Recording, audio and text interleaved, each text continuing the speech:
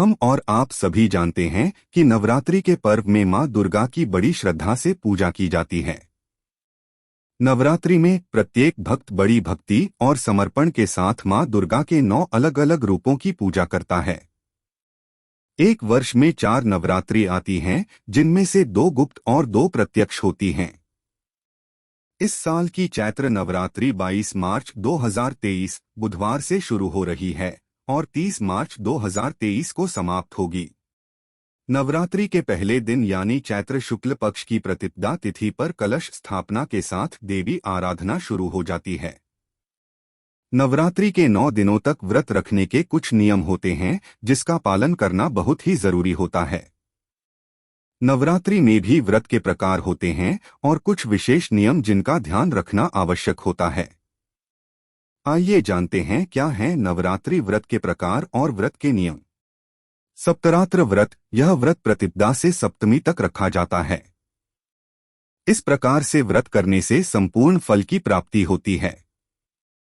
एक भुक्त व्रत, जो लोग पूर्ण व्रत नहीं कर सकते हैं, वे सिर्फ पंचमी को एक भुक्त व्रत कर सकते हैं। नक्तव्रत, षष्ठी को रात्रि भोजन के साथ व्रत किए जा सकता है। अयानित व्रत, सप्तमी तिथि को अयानित व्रत किया जा सकता है। इसमें व्यक्ति को बिना मांगे जो मिले उसका व्रत में सेवन करना चाहिए। त्रिरात्र व्रत, जो सभी व्रत नहीं कर पाते हैं, वे सप्तमी, अष्टमी और नवमी को व्रत कर सकते हैं। इसे त्रिरात्र व्रत कहा जाता है। युग्मरात्र व्रत, जो लोग प्रतिपदा और अष्टमी का व्रत करते हैं, उसे युग्मरात्र व्रत कहते हैं। एकरात्र व्रत, जो भक्त प्रतिपदा और नवमी तिथि व्रत करते हैं, वह एकरात्र व्रत कहलाता है। आइए जानते हैं चैत्र नवरात्रि पर कौन कौन से पूजा नियमों का पालन करें। यदि आप व्रती हैं तो पलंग के बजाय जमीन पर सोएं। यदि ऐसा संभव नहीं है तो लकड़ी के तख्त पर सो सकते हैं। व्रत करने वाले अन्न का त्याग करें।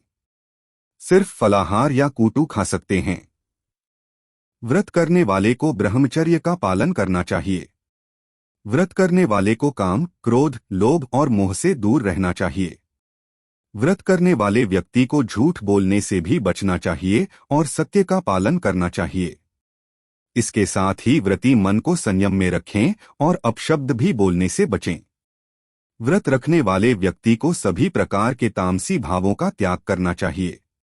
व्रत करने वाले व्यक्ति को मां दुर्गा की पूजा करने के बाद अपने इष्टदेव का ध्यान करना चाहिए। जय मां दुर्गा।